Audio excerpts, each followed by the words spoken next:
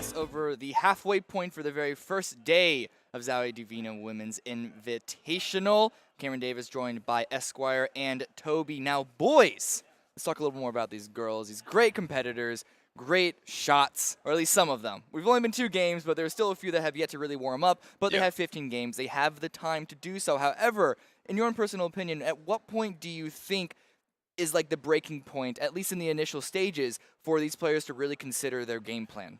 Esquire? I mean, I think right now, Cameron, they've got 2 games now under their belts, right? It's at least, if they haven't already, time to start thinking about how am I going to adjust my strategy continuing on, not just in days 2 and 3, but also here in day number 1. So right in front of you, you have the overall scoreboard. This is going to be the points from the first 2 games added together. And Charlie, after that second game, getting that number of kills, actually overtook Shiyu. She went out in 6th place in game number 1 as well with that good place from there. Top fragging with 7 kills in 2 games. I mean, we talked about it coming into the tournament. She's been playing a lot of online tournaments. However, has over 4,000 hours in the game. Shows right here. Didn't Shiyu also get 7th on game 2? Yeah. So 1 position and 1 extra kill over the top 2 positions actually gives a pretty big gap so far. Yeah. The numbers are only going to get further and further, and so the necessary gaps are going to change from what we're seeing right now from the different positionings, but nonetheless, you can see how important every single position, every single kill can be. It all adds up to the end. We've seen some competitions in previous PUBG events that are down to less than a single kill's worth of points at the end, so you can't. None of these competitors here can say, "Oh, I'm top 5, I'm fine." Right. Oh, I got like 2 kills, I'm fine. Not at all. Yeah, especially this early on in the tournament. The leaderboards have not fully developed just yet, and we're already starting to see, right, a lead is being taken. Some players are falling behind. Still a couple of players, as you can see, have yet to get a kill yet, but it's only 2 games. I'm sure we've all had our days, all of us here on the desk, that it takes a couple of games before we can even get our first kill. Hopefully, though, for these players, it happens sooner rather than later, because you also really want something to help really kind of give you the spark for that confidence to continue to perform. Majesty Charlie said herself that you really need confidence to perform well in this game, and if you have a couple of games that you really don't perform that well, the ability to, I guess, build up that confidence is only going to get harder. That's exactly right, Cameron. It's much easier to establish a huge point lead on day number 1 and not have to play from behind trying to catch up on days 2 and 3. Maybe. I don't know. No. When I say that, I just got flashbacks too. There's actually a history of other competitors, not just in PUBG, in other games as well, who actually have a history of doing better from behind. But I agree with your point that that's a full mental thing. And for some of these players, you only want to be so far behind if that is something that you perform better on with that pressure. Exactly. You see Elizabeth right here on the screen had a very fortunate game last game. We talk about Shiyu game number 1, how the circles benefited her. This time around, it was Elizabeth. I think she was dead center in like 4 of the last 6 circles or something like that. Have 4 kills to her name as well, so it's not all been hiding and proning. Has played it extremely well. Roxy Proxy here. We gotta give it out to GRT. This girl, she went to dogs last game. Oh, that's that's GRT's spot. Well, Roxy Proxy is here representing Sweden, so she's going to be trying to do whatever she can to rack up those points and hopefully take home a chicken dinner to her hometown country. Yeah, currently 16th place. Not a bad start. Not at all.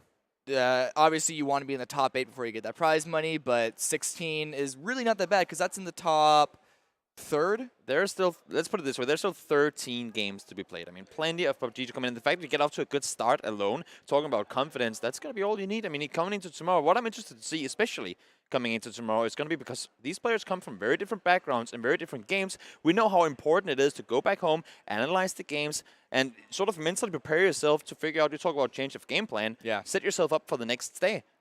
These people, they'll have to do the exact same thing. How many of these players do you think are going to be doing VOD review? Because that's not really something that like normal players do. If you're not in like the super top tier level of competition, which these players are good enough to be there, but they're not necessarily competing on like 24/7. It's not necessarily their job for a lot of them. How many of them are comfortable doing, or at least even aware of the concept of doing VOD review? Here's the thing. It's a $15,000 tournament. This is true. You got to be doing whatever you can to get the edge on your opponent. And hey, if some people aren't doing VOD review, that's to their own detriment. It's very important to pick up as much information as possible. Being able to look back and see which areas of Sanhok are just wide open is going to be key going into days 2 and 3. Learning to play these lobbies is going to be really important. Positioning is incredibly important. We touched on this already, and while a lot of the game does highlight the kills in order to maintain that position or even break into a new one, it's about getting into those positions in the first place that will then lead you into victory. This is a survival game overall. This isn't deathmatch. This isn't who can get the most kills. It's about who can wait until the very end, and positioning is a huge part about that. And surviving in this lobby is going to be completely different from surviving in the matchmaking servers online. Not only do we not have half the server dropping boot camp or paradise in this lobby, you're also not going to see as many people chase crates or do a lot of things that you'd otherwise, I'm assuming a lot of these players are actually going to be quite familiar with. So I'm hoping that for at least most of them are going to be able to start to recognize that, be able to say, okay, so the meta of this lobby is this, this, and this. It's different from matchmaking in this, this, and this way, but it's going to be able to break away from their habits that they've developed over the many, many hours of playing in matchmaking to be able to kind of use that knowledge and put it into the game in their execution. I mean, it's a different stage. It's a completely different game to play here. People played way different, like way more safe, and you got to cope with that. And as we said just before, you need to do the homework in between games if you want to have that edge, because that edge that you can get is going to be so small. I mean, it's Sanhok of all maps, right? If you can get any sort of advantage in any way possible, you need to utilize that. And here's the other thing that these women are going to be able to pick up from VOD review. It's not just what drop locations are going to be open, but which areas of the map are going to be extremely concentrated. So when you see those circles, you can sort of expect or anticipate which areas, which entry points into that circle are going to be crowded. Yeah, exactly. If there's a hard shift in a certain part into a certain part of the map, you'd be able to recognize with enough experience, really detailed kind of in your head, in your mind's eye, outline of where everyone is, and that's a really big skill to have in this game. I don't know if you can expect that level from only 15, like total 15 games here, but if anyone can pick up even an assumption, even a 51% chance that it's heavier on this side, for example, it's going to give them, as you said, Phil, just that extra edge. Yeah. Exactly, Cameron. It's about doing whatever you can to increase your chances. Like you said, even if it's just 1%, it can certainly come into play, and it might give you that slight edge to walk away with the chicken dinner. Very much so. So what I want to know for this very next game, where do you guys think the circle is going to be? Oh, that's a tough one. Trying to make us guess things that are completely random. I want to see. I mean, statistically, it's supposed to go on the Eastern Island, right? Just because of the sheer fact that it's the biggest. But I want to go Northwest. We haven't really been up there. We had 2 games yesterday where it went on those mountains, and that wasn't a duo thing. If it happens to the solo, it's just going to be even more chaos than it was yesterday. I hate that mountain. It's amazing. I hate the mountain. I talked to the players yesterday. They hate the mountain. It's so incredibly tough to play. And like we saw Sanson in her game yesterday, it really comes down to positioning. Who's going to get that luck in those final few moments where the circle collapses in on itself? Who's going to be the most center? The big problem with that mountain is that getting to the top of it is so difficult. Because if there's already someone up there, which really that bell at the very top is, it's not a super common, super popular place, but it's up there on the places to drop and loot at. So there's a chance that there's someone up there from the very beginning, but trying to climb up that hill, anyone peeks down onto you, they basically have a huge advantage over you. And so it's a high reward, but it's a high risk getting up there. You know who lands there? Xiaoyu, sitting in 2nd place right now. So if you want to go up that mountain, might just want to be up against one of the top players in the lobby. Yeah, so that makes it even Not more exactly difficult. making it more easy, exactly. Yeah. Downside, the flip side of that, though, is that the Northwest Island is the one you have to cross over water the most from. True. You know what I want to see, guys? I want to see a center circle. Just keep it centered. Implicate all 3 prongs of that river that splits Sanhok. No, don't do that. So just list the food camp, like the triangle of death down there. You guys wanted a cliff ending. I want that river ending. ending. I want to see people have to risk it. I want to see them make a bet where the circle is going to end and then have to make those dangerous crossings. I don't know why you say you guys. I never said I wanted it on that mountain on the Northwest. So what Island. you're saying is that you want it in the middle. Kid. You want it in the middle on the small islands. Is that what you're saying? Toby likes the cliffs. Toby likes the cliffs. I like the water. Cameron likes fair circles. Yeah. Yes. What is this? Which in Sanhok, there's player really biased. none Yeah, of they're few and them. far in between. There are very few quote-unquote fair circles, but in the end, that kind of makes them all fair. Oh, sure. Reverse psychology. That's, Sure. Yep. Makes sense. I mean, because if they're all unfair in certain ways, that kind of just balances everything out. I don't know. Some mathematician or logic person DM me and help me out on this because I'm not smart enough for this sort of thinking. And send Cameron the bill as well for that math. Don't send Phil. He's forcing me into this. Game though about to start. I mean, is it though?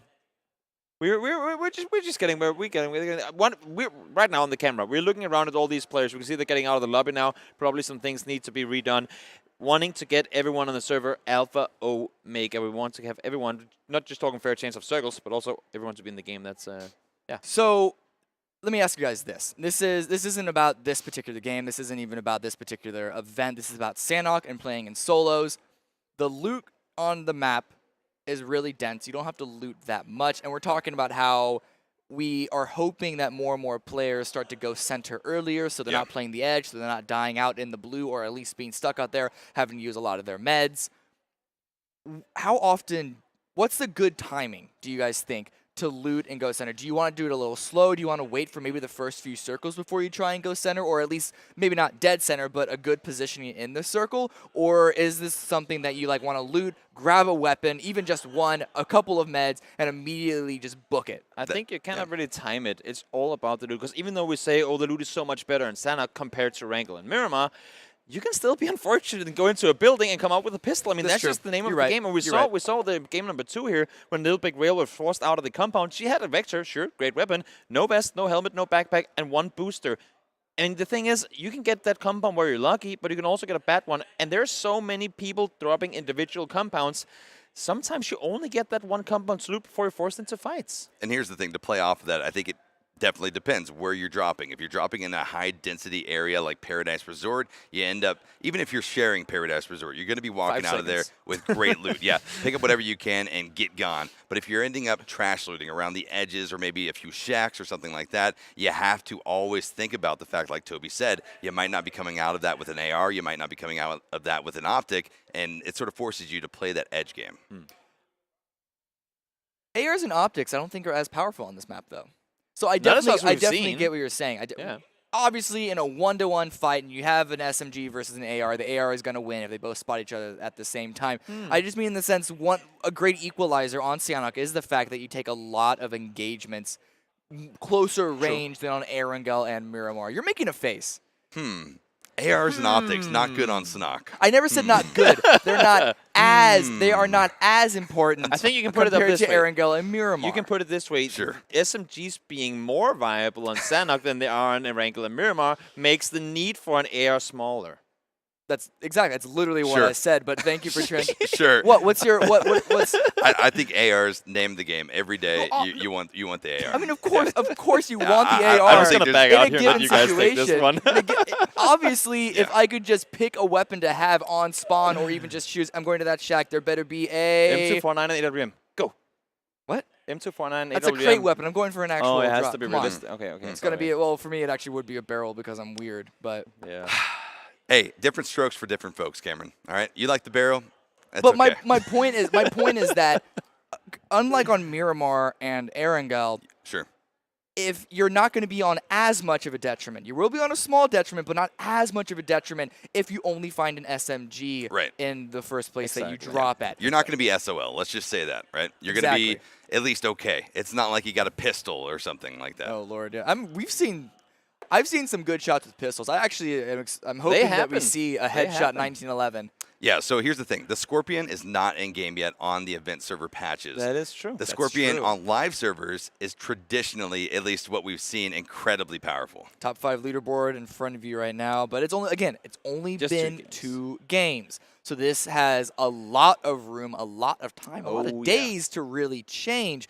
But look how tight the kills are. There's Majesty Charlie at the top with 7, but everyone else below her in 2nd through 5th, it's all 4. And so that just goes to show how close the competition is already. Of course, again, reiterate, 2 games. There is a big chance that we're going to start separating to real tiers of the leaderboard, even by the end of today and then through tomorrow and then the last day. But nonetheless, this is not going to be an event where there is 1 or 2 people that really dominate it. Yeah, and here's the thing. We're looking at Majesty Charlie right now. She's smiling. She's happy. And rightfully so. She's almost got twice the kills out of everyone else. But you got to imagine it's just 2 games having been played. Now is not the time to become complacent. You got to keep that momentum going. You're in it for the long haul. Is basically what it is. You cannot take even a top placement or even one really big game and kind of say, okay, you're right, I'm going to rest on that. That's going to carry me through the rest. Like, you have to keep pushing, and that could be a big drain. These players play this game a lot. You have to get to the level that these players are at. But how many of them have, we already brought up the concept of LAN experience, but it's not just playing in front of a camera, it's playing with opponents all around you with the cameras and the lights on you. And then there's just the grueling endurance aspect of playing 5 games a day. And sure, we've all had days, multiple, like basically a week, where you play a lot of games at once, but that is not the same of playing these intense competitive games. Add on top of that, Cameron and Toby, the fact that we have women from around the globe here traveling, facing off against jet lag as well. Oh, yeah. I mean, it's not going to be easy. It's all going to come down to what you can do. Every little thing, how much sleep you get at night, whether or not you're eating good breakfasts, whether or not you're doing their VOD review. I mean, so many key factors, and hopefully all of these women have done that preparation, have figured out what they need to do to keep their minds fresh. I mean, we can put it this way. It's all. I mean, fatigue is going to come into play. If not today, if not tomorrow, for sure on the final day. Some of these players, we talked about their competitive experience coming into this tournament. A lot of them coming from Counter-Strike. Some of them still active Counter-Strike players. They're used to maybe BO3s, BO5s. It's a few hours, one night, and then boom, you're done. You'll play the next game next day. But this, over 3 days, all these games are going to be tough. Well, we have match 3 starting off. So I'm going to take it over to you guys. That's right, Cameron. Thank you very much. Let's get it on, popping into game number 3 of day 1 here at the Divina ZOWIE Women's Invitational PUBG Tournament, live from Shanghai, China. And with that, this plane path giving us a little bit of variety once again, down from the southwestern corner, a steep angle all the way up there towards the north. Yeah, this is going to be interesting. It's a little further west. We know a lot of these players like to drop over on the eastern island. Again, play the odds, play the chances. The fewer times you have to cross that river. River is not a word, by the way. The fewer times you have to cross the river. It is if you want it to be, Toby. A river? It is if you want it to be. Okay, there you go. Nonetheless, the fewer times you have to come across, the bigger your chances of making it out alive are. That is for sure.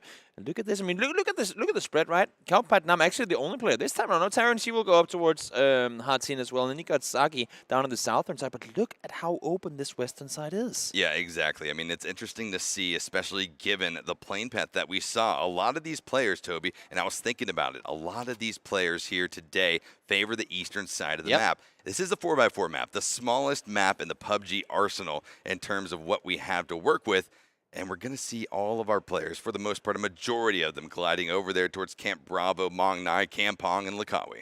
Yeah, it's going to be really interesting. And, of course, the first focus point of anything is going to be down in the area of boot camp. We only saw one player go there game 1, game 2 a little more. And this time around, CC tried to make the run for it. Unfortunately, Vendetko with the Saiga taking her out. Yeah, speaking of the Saiga, I was talking to Hella last night, and she says, if you come at me with a Saiga and kill me, I will hate you forever. And I mean, that's almost the feeling that you got to feel when you hear that Saiga popping off and you go down to it. But already going to have first blood coming out here early on, and not too quickly thereafter. It's going to be Katarina Suki dropped down in 47. We saw the circle just shown there as well. Fortunately, now a lot of the players are center or south side because of the plane path. But this is going to be tough. Mask also trying her best, but unfortunately, Lele having the compound for cover, taking her out in the middle of the street. Yep, that was Cameron's SMG getting absolutely destroyed right there by the M16 of Lele, picking up her first kill of the game, just a minute, or rather 2 minutes and 15 seconds into game number 3. Yeah, it's going to be tough. I mean, if all these players, again, landing in these compounds, people all over the place, not only do you not get to loot because there are people around you, but you're also forced to come up with a decision. Do I try to push on this and take a fight? I know there are people on each side of the road here. Or do I just stay around and hope that they'll start fighting? But if you don't do either, and you only have, I mean, look at here, one first aid, and then when someone the next circle's hard shift away from you, you're going to be in for a rough one. Yeah, and this is a strategy right now that Rocket is exhibiting that we've seen a lot of players in these lobbies start to pick up, right? If they're landing in a compound near one another, they're going to camp it out. They're going to hide inside of the building and wait for that loot phase to continue on, hopefully getting a drop on their player opponent. But it's going to be Yelena getting a drop on top of Sunny, moving down here into the constructs of Bond, trying to get whatever cover they can behind this crate as they are dropped down to just a sliver of HP, trying to stay alive. One shot will do it, and Sunny is trying to get up to 100 HP right now, popping that full med kit, but has to be careful. Trying to get different angles will be Yelena up the hill. This is going to be extremely tough. She does get back out to full HP, but you can see just what you can see there is the head. Only 10 bullets, though, to work with for Yelena. If she doesn't win this fight, she will have to make a run for it without any weapon, without any ammo to work with. Unless, of course, if she does have a weapon on the other side. But I think actually you got Sunny down to no vest now as well, and you can see the amount of damage this 7.62 gun throws in at her. Yeah, it certainly does do a lot of damage. Sunny able to recover off of that. Has her own 7.62 gun, the AKM with the 2x up on top, prepped and ready, but she will be taking another shot from Yelena's barrel as she continues to look on. Sunny looking worse for wear. Not a lot of places to run. Thankfully, she's got some cover to work with, but she just has to wait it out right now. Lele going to be picking up a nice kill on top of Rocket with the QBZ in the kill feed, but the battle over here in Bond continues to rage on as Yelena has this player, Sunny, absolutely pinned down. Some pressure being applied. A nice frag grenade. Going to be sending Yelena off of that position. So actually a very smart play coming out from Sunny. I like Yelena making the run out here, must say.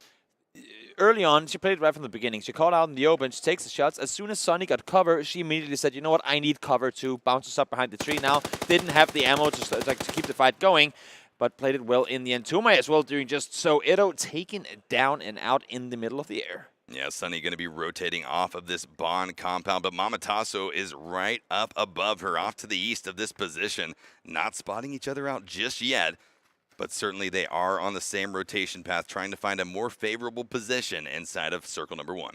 It's going to be interesting to see whether Mamataso wants to engage on this or not. You can see she's flanking around, trying to get the info on where Sunny is located. I'm not sure if she's going to spot her or not, but despite the fact that we've seen her play really aggressive, I actually like to see her sort of backing off early game. It just goes to show the, I mean, as long as you make a decision, right? You don't want to do the half and half. Should engage, should disengage, and then you get caught out in the open. She says, you know what? I don't need this fight. I'll back off. We'll take it later. And I like what Nui's is doing right here. Expecting someone to be inside of the building, she popped up, opened the door, and immediately retreated off of it, trying to bait out the shots. Hearing something inside, I think she's going to be at least a little bit curious, especially now after the frag grenades are popping off. Nui's able to, though, to spot out Rachel, and around the left side of the building will be taking her down with a UMP. Look at that HP right there. There is not a whole lot more to work with. Fortunately, though, News does manage to stay put and alive in this game, securing herself the 20 points, just for now at least, that is.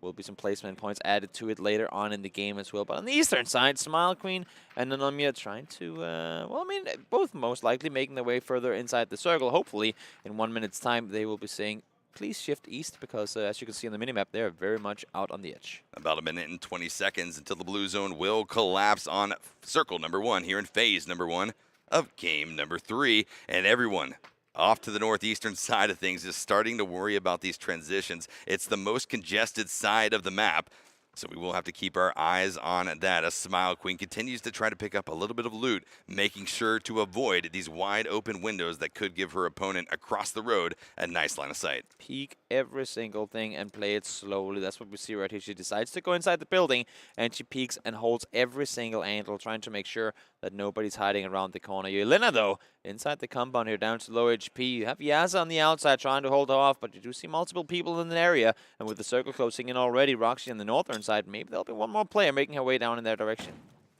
Flashbang will be going out. Yasa trying to see if she could push Yelena out of this building at all, as the blue zone will be approaching, forcing both of these players to at least start to worry about those transitions. Phase number 1, so the blue zone damage won't be too detrimental just yet, but you always have to worry about it. The later you make these transitions, the more favorable positions you will be giving up to your opponents. Look at this. Yeah, it's a shield here, Roxy. There's not a whole lot more to it. Does get it in. Oh, just exactly doesn't make it down behind the tree. Her buddy would, but there was no more HP left on that health bar. Unfortunately for Roxy, will go out in 41st place. And look at this, new circle pops.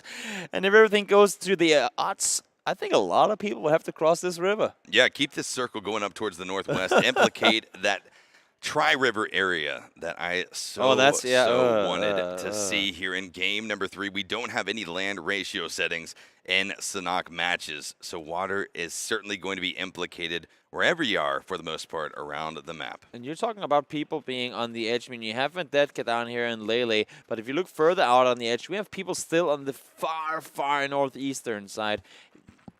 We talked about not wanting to be on the edge late game. There's no way around it once you're in these positions. I mean, for Vendetka right now, trying to hold up everything out here, and you see Elena and everyone else already here.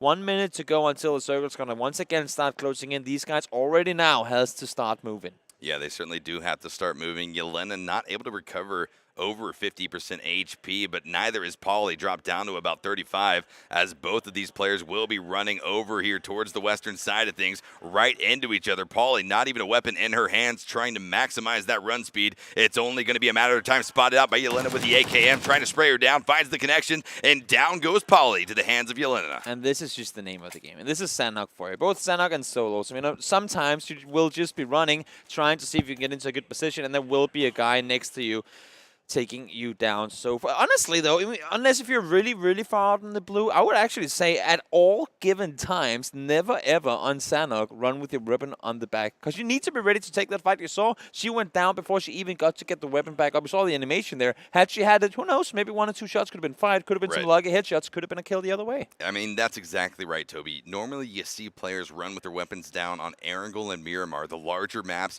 where you have a lot greater distance to travel. Here on Sanhok, not too necessary, and I think, I don't know, I don't want to say for sure, but we're not going to see Polly running without a weapon again.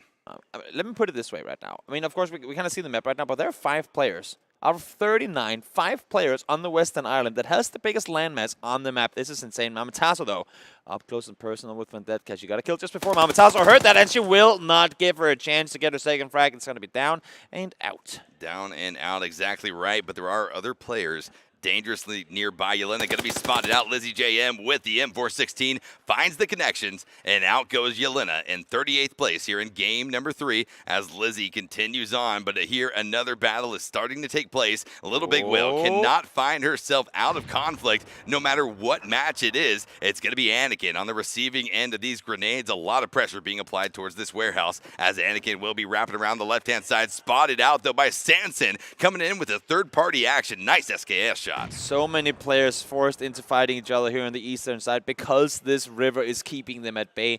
It's going to be so tough. Essentially, we have 90% of the servers sitting on the same one side of the river inside a landmass that would be something like Circle 4, Circle 5. And we're only coming into Circle 2. There will be a lot of people that, I mean, actually we could look into a late game being way more quiet than what we've had so far, just because of the sheer fact, if the circle should go west. Exactly. Sanson picking up that third-party kill, continuing her path on right now. Sanson from Croatia, I believe, is going to continue on here. 1 kill to their name, but a very strong player trying to advance their position whatever they can here into the late game. Paleolite on once again, Toby, an aquatic trek, this time opting for the aqua rail. She is not as big as the boat, so maybe a little bit less lethal. She likes her boats. I mean, yeah, again, if you get it thrown in your face, most likely not as much damage. You will get hurt badly, but could survive that. Maybe. Actually, I doubt it. But nonetheless, she's on it now with no one nearby her.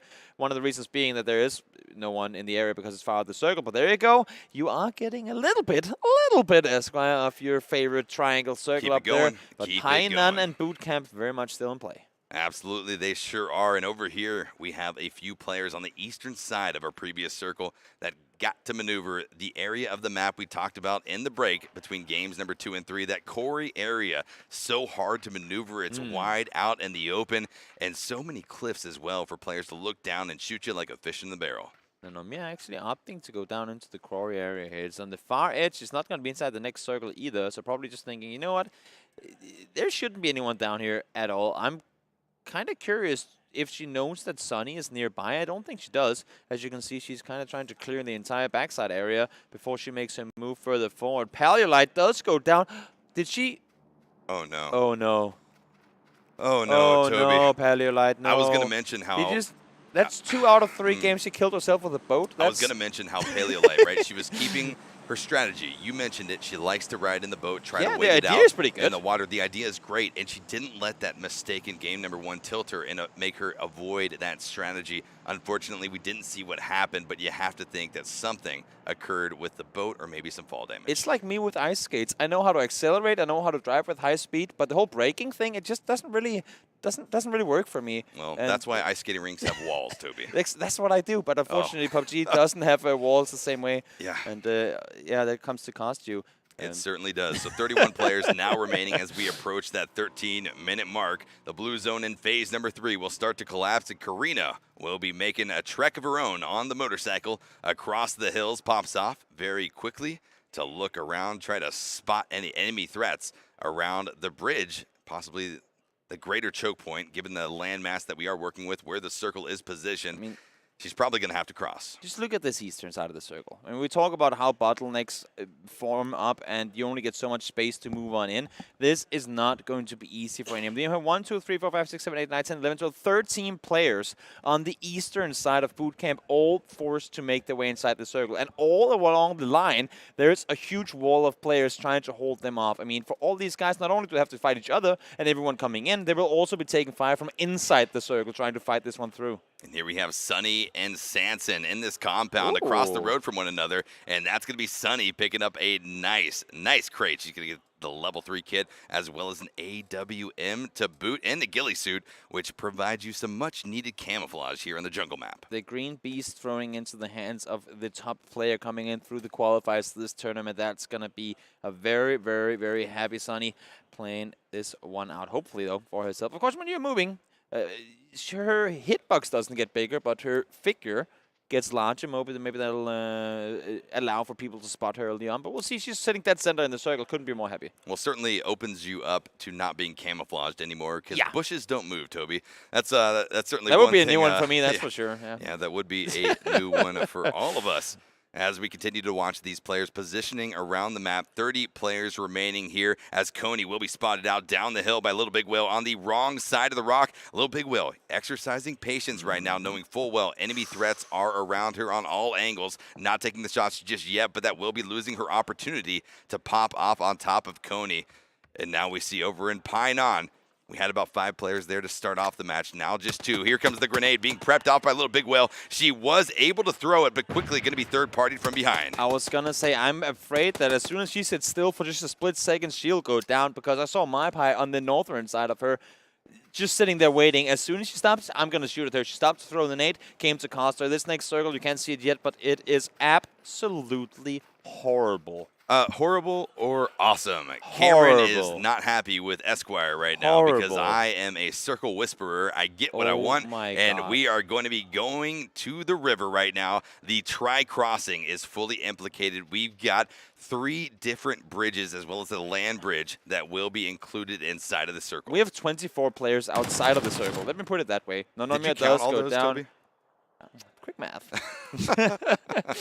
I did the opposite. I counted how many were in, and then I subtracted. It's a little easier than trying to count all of the ones outside. But yeah, as Esquire got his way, we'll all sit here in tears on behalf of the players, thinking, you know what, may the best circle whisperer win. Well, I mean, here's the thing, Toby. We have the top women, the top 48 women in PUBG all around the globe competing here today. So let's test their abilities. Let's see what they are able to pull off here, because PUBG is not an easy game. You have situations like this, and you got to overcome them to prove that you are worth it. Yeah, exactly. The people that can do the best, despite the fact that they're put into horrible situations, will most likely also be the ones that pull out on top in their beneficial situation. What do they say? What doesn't kill you makes you stronger. Well, there you go. Most likely this will kill you, but we'll see if it can make you stronger in any case.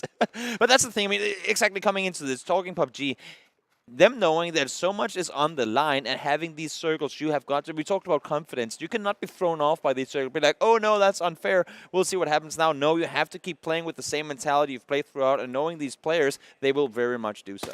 Over the hills, it's going to be Sunny spotting out Elizabeth around the right side of the tree with the QBZ. Able to land those shots, takes Elizabeth out in 23rd position. Look at the position Sunny got herself because of this. She has so much room in the circle now. Now Charlie making the run on up. She won last game, and she's doing everything she can to hold off anyone coming into the circle from the south. Ting going to be rotating a little bit off here towards the northwest. Has to get inside of the safe zone. Stopping here inside of the shack for some much-needed cover, hearing shots popping off around her, and this is the information that she needed. Being able to judge how many threats are going to be making the exact same rotation that she is from that southeastern position. I mean, they can see the map, they can see how many players are alive, and also essentially how many teams are alive, because it's the exact same number. And they will know, okay, we have this circle. I'm still sitting on the eastern side, and there's this many people alive. There's got to be quite a few people around, because you saw in the parachute how many people went east, right? My pie does go down to the power of the Vector, and oh my lord, look at the next circle. Could we have a little more water in this one, please? Sure, let me ask for it next game. Oh, yeah, there you go. Of course, I should not have said that. Now I debated it. Yeah, maybe Paleolab will be happy with that. You certainly did, Toby. I'm going to apply some of your math. We have 18 players outside of this circle. Ask me how I know. It's because no one is inside of the circle except for now Tanya, who has made her way in off of that southeastern position. It is going to be an all-out war here, especially difficult for our teams off to the north. We've got Terran as well as Hella, and then off to the east, you got to cross those bridges, and those choke points are going to be absolutely extreme the more and more competitors we find inside of circle number 5. Yeah, this is not going to be easy for anyone on the southern side. Actually, I believe maybe the plan could be to run along the shoreline, hoping that nobody on the other side would spot you, but all the players on the eastern side will be forced to make the move across. You can see Mohamed Sato right here. Unfortunately, it does go down. Tink gets one. Gets spotted out immediately after, though. Connie trying to make the great shots coming in return. Professional Counter-Strike player sitting behind the tree, but unfortunately not a whole lot more you can do with that tree. Only grants you so much cover. A chain reaction of shots coming out as Terran able to find a nice Car 98 shot on top of Hella. A headshot coming out. One Knight versus the other up here towards the north. So Terran has eliminated the only threat off to the north of circle number 5, but she still has to make a little bit of a cross. Oh, I gotta love the expression with the mouse there from Sminty. She threw a nade and it bounced on the what do you call it? The leaf on the branch right there. Ting. Long range outside the circle. That's a lot of bullets fired, and unfortunately, somehow, Sminty has the saving grace above her, despite the fact that she didn't really throw the nade the way she wanted to. Did get saved in that sense. A nice quick turn. Our next circle is popped. Do they just go away from people? Is that the thing that's going on right now? Yeah, so we don't have a land ratio setting, but we do have a people ratio setting where the circle continues to be a very extreme obstacle for all players on the map. No one is going to be favored, but Sanson, she's got to make a move up from the south, going to be spotted out a few threats, exercising patience, not taking the shots just yet, waiting for the correct window of opportunity to either make the rotation or eliminate the threats. Tanya plays extremely smart coming into the center of the circle, but now Charlie trying to come up, taken down by Sunny, though. Sunny coming into this game, unfortunately now, taken down. I was going to say the fact that she has this level 3 gear coming into this, it could really benefit her, but as we see, will be shut down in the end by Saki. So Majesty Charlie, our first place position in the tournament so far after 2 games, going out in 8th place. That consistency is still there for Majesty Charlie from Germany as Sanson picks up a nice M416 kill on top of Sminty from North America. She will be continuing on here from the south, eliminating the only threat that she had to worry about to safely get inside of circle number 6. Taryn has made her way inside the circle. I believe she's sitting underneath the bridge like the old adventures, old fairy tales would foretell. The troll sitting down there, hiding it out until people come across her. Don't think anyone will. I mean, if she can get the next circle in her direction, she could probably sit down there for quite a while and just lay low. Yeah, and here's the thing. If anyone approaches her as well, she's going to be able to catch them wide out in the open. But it all comes down to the awareness that Terran has about her surroundings. Will she be able to spot out that player before they get too close for her to be able to have the edge? Stabby forced inside the circle. She's the only one still outside, and you can see how much it's tanking her down now. Once it's connected, it's only going to get worse. And oh my god, circle once again shifting far away from the center. Tanya and Saki will be very, very satisfied with this one.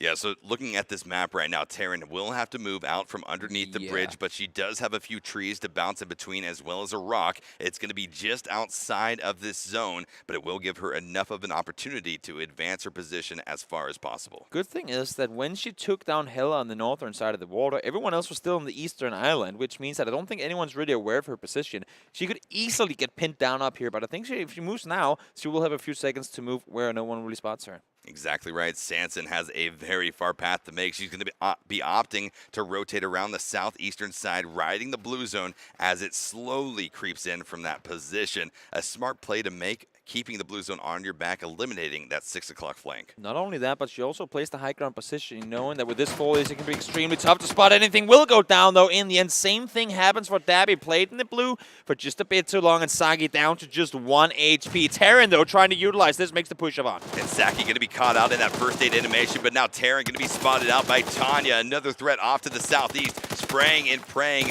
Our final 3 players on the map are in all-out war, as Terran will be taken out to the hands of Saki. But here it comes, a 1v1 situation for the chicken dinner in game number 3. Saki versus Tanya. The grenades being prepped around the right side of the tree to the left, trying to land on top of Saki, right behind her, and a frag to finish the game. And there goes the chicken dinner over towards Tanya. That was one hell of a great grenade. Let's hope that our good chef food reviewer, Mr. Cameron, will call that one a perfect nade. Was it perfect? It could. Was it well enough? We'll have to see. Welcome back, Mr. Cameron. Hi. I don't know why you guys are really roasting me for this. Yes, I mean that was Toby, not me. Sure. I mean, you were a bit harsh earlier on. Anyway, yeah, okay, fine. Yeah, that nade was thrown very, very well, and it was also based off of amazing game sense and just being able to triangulate positions based off of sound alone. I don't know how much vision she had of the final opponent there before she tossed that grenade, but she saw a rock, she heard shots, she put 2 and 2 together. Yeah. Easy nade. Yeah, if it wasn't meant to kill, it at least provided the zoning pressure to flush her opponent out from behind that cover. Exactly. Had it not killed her, as you said yourself, would have been out, would have been in the open, could have taken her down then. Great, great play. Yeah, very good play at the end. I believe that was only 1 kill. That was the only kill that Tanya got. 1 kill. That's the last one. Yeah, no, absolutely. I'm not trying to say that it was like a bad performance by any means, but while it's not as good of a performance as, say, in previous ones where Charlie got 4 kills, I actually expect to see some games where the winner has maybe even 5 or more at some point in this event. Can we go double-digit? Will it happen in 15 games? Unlikely. Yeah, it is unlikely. Guys, it's the first day. Anything is possible here. It's not outside of the realm of possibilities. That is true. We've been surprised in PUBG many times before. Cameron thinks it is. No, I'm also saying what's also not outside the realm of possibility is the part of the map that it ended up going on. Oh, what part was that? I'm not even gonna. The river fork Y. Oh, interesting. Yeah. I'm just saying that we're gonna get the mountain next game, so you guys can talk about No! Stop it! Stop it! I cannot. Oh, you know what? It's fine. You're giving Cam anxiety. I should just embrace it. I'm not the ones playing it myself. We don't get to control the circles. I'm a very empathetic individual, and so when I see things like that, you feel bad for them. I do feel really bad. What I don't feel bad for is people dying to the blue. That is true. I've stopped feeling bad for them. Not even any empathy. No. None whatsoever. I mean, people are. One thing is that you're forced out because you're close to the edge. People around you, you cannot just make that YOLO move in. Yeah. That's one thing. But we see people, when the circle shifted to the western island, there are people still looting the northeastern side of the map. That's simply people rotating too slow. Got the highlights in front of us. That Saiga kill to start it all. Ooh. You know what? I'm going to call you out here on this. You were saying that the SMG was the reason why that fight was lost. I'd say more impactful was the fact that she was out in the road. Yeah. I mean, she was caught out in the open. Not a whole lot you can do. Exactly. That is more impactful than the fact that it was an SMG. I will fight you on this. The vector is my bay on this map. But look at this, running out in the blue. So you actually mentioned this, and I'm glad this replay is here so I can talk about it. Talking about, oh, this is the nature of the game. Sometimes you're just running out. You're not always running out in the blue if you don't wait for the blue to push you in. That is true. That is true. So I play matchmaking. I understand matchmaking. I understand that in the chaos of regular casual matchmaking games, playing close on the edge is actually generally the better way to play. But that is likely what most of these players are thinking. And at this point, you have to expect that a number of these players are realizing that and trying to counter their play. Also comparing this, one thing is to say that the pace of play is different. These circles, they do way more damage to you in the mid game than the circles do in the normal public games. So basically, stop being in the blue. Get in there. Yeah, I mean, we haven't seen anyone bomb compounds and vehicles.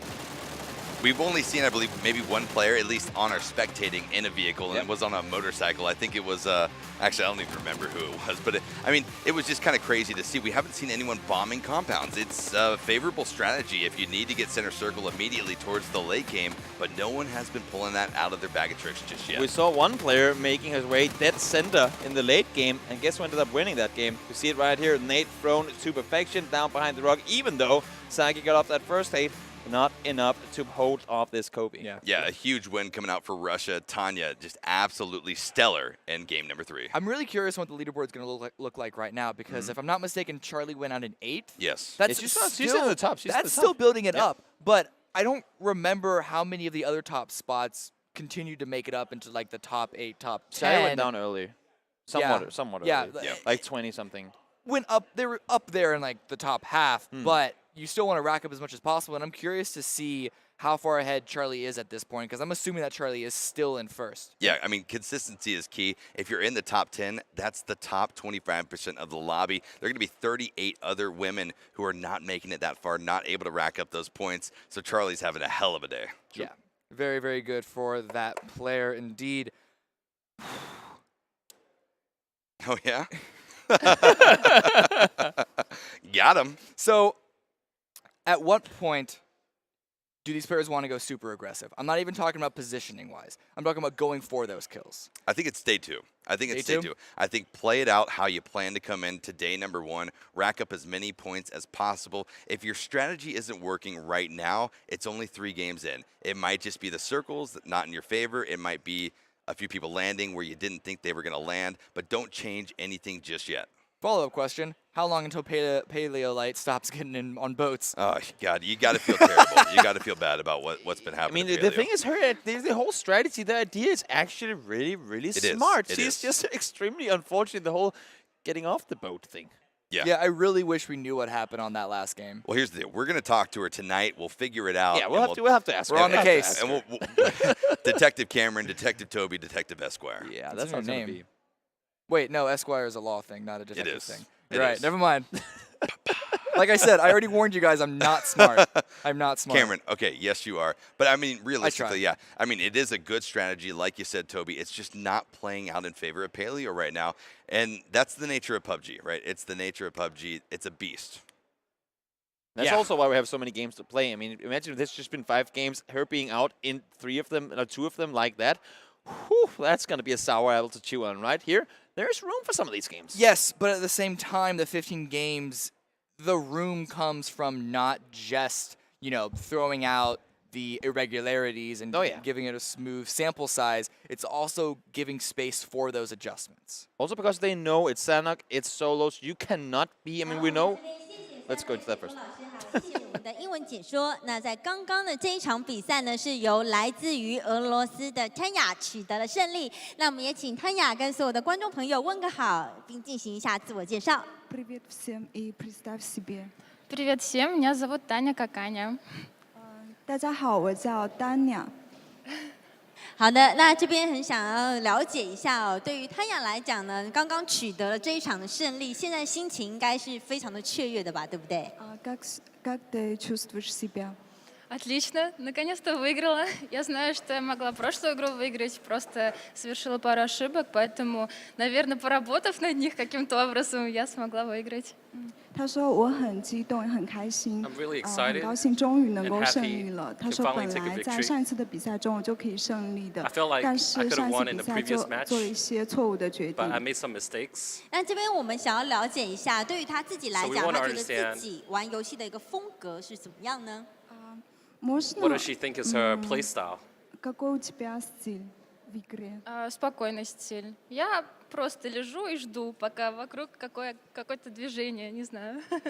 他说他是一个很稳定的一个风格，他只 She 是 likes 在 to 那 play 边 calm and 等待， collected, 然后看 and she 周围 likes to 有 wait 什么 out 行动。 and try to seek opportunities around her. 了解到他是一个呢，可能是更偏重战略思考，并不会 So 是 she 那么 thinks a 冲 little 动 more 去 than other 找人 players, 钢枪的一名选 and 手。 she's not that aggressive. Она спрашивает, а ты амбициозный, не амбициозный человек, Ну, да? амбициозный. Если дело доходит до турнира, то я более спокойна, а вообще мне стиль агрессивный. 他说就是如果是在游戏中，他是那种稳中求进的选手，但是 she's very calm and collected, but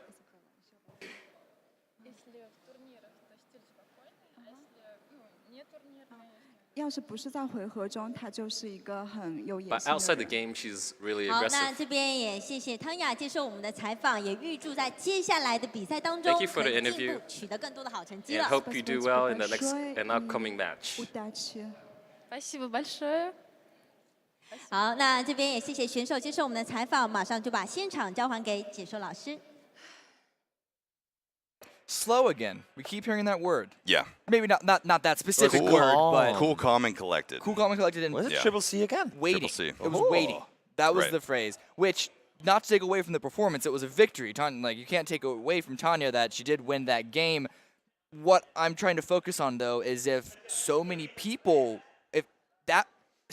wait and play calm and just wait for something else to happen, then that will lose its power. This Right. is exactly what we end up seeing all the time, especially on Senak. You'll have 4, you'll have 5, you have 6 players extremely close to one another, just holding their little rock, holding their little tree, not doing anything. All of a sudden, this first person starts shooting, and it just escalates. And that's where you can say not the skill goes out or the RNG comes in, but if you're shooting a guy and someone else is shooting you, there's just nothing you can do about it. Doesn't matter how good you are. If you're standing still, someone shoots you in the face, you're going to die no matter how well you play. Yeah, and that's actually why it's really cool to see the few players that are at this point. Sunny comes to mind, being very aggressive and trying to take the center of the circle and trying to maintain control. She has yet to win a round, but she's been performing fairly well. And actually, we can look at this right here. This is only from this previous game. This isn't the total points, but Saki there actually taking the top spot of the round because of the number of kills. I'm just, not only did Tanya only get 1 kill, all her damage came from that 1 nade. But it just goes to show the way that she played. We just talked about this before. She said she plays calm and collective. It's not meaning that she's going to stay out on the edge and do nothing. She kept pushing that center. We saw it coming in. Like, as soon as that circle went north, that center, when it shifted even further down to the western side, she was in the middle of that one too. It's not because she doesn't want to take the fights, but because all the fights are happening out on the edge where people are stalling, she never really gets to participate in them, and that just puts her in the top. Yeah, and I guess that actually shows the fault of the language that we've been using talking about these players playing slow and everything, because there is a difference between playing slow and waiting for your opportunities for positioning, which is what you're describing Tanya did, versus playing scared and just timid. Yeah, it's that two you very see different things. Players up against the blue being forced in every single time. I mean, Dabiyoung there at the end got taken out by the blue. We don't know the exact situation that led to that, led to her being in that compound that we saw her take earlier and be very, very slow in. But nonetheless, there's a likely chance that she should have gone more aggressive. Yeah. And if there was someone in the building in front of her, push that to take a better position and not get taken out by the blue. Yeah, I mean, here's the thing. Tanya has it pretty much right. You know, you take the fights at the end of the game, secure the placement points by virtue of the placement point system that we do have in place. So you can't falter at all. Granted, I think you're going to need more kills than that to be able to launch yourself up the leaderboards. Well, the kills will come. For sure. And in fact, actually, Garrett was talking about this the other day. Hopefully. About if you want to get kills, you don't necessarily want to go and chase those kills down in the early game because that will ultimately put you in a lesser spot and you'll get taken out early yourself. And so you're going to be foregoing placement points for the possibility of a couple of kills. If you play for a position and try and get to the late game, the kills are going to come. It's not going to be the same when you look at solos compared to squads in that way because you don't have control in the same way in solos compared to squads, but you are still going to have at least one in this case, but a number of kills there, and you get those placement points. Well, here's the thing. If Tanya ended up winning the way that game number 2 was won, where someone died at the blue zone, she'd have a 0-kill chicken dinner. But still a win. But still a win. And you gotta say, points, right? that's incredibly strong in placement points still. So the first place chicken dinners are still propelling these women up the leaderboards if they can claim it. I would expect to see Tanya do this exact same thing again and again and again until other people start either doing the same, forcing fights in the middle of the circle, or start saying, it's like just saying, if someone goes center, we have to shoot, because nobody looks center. There are so many people on the edge of the circle that they simply cannot focus on what's in the middle. They have to clear the edges first because everyone's sitting out there. Yeah, we're going to see what's going to happen in the upcoming matches. We're going to take a break once again as we set up round number 4. Won't be too long, though, so don't go anywhere.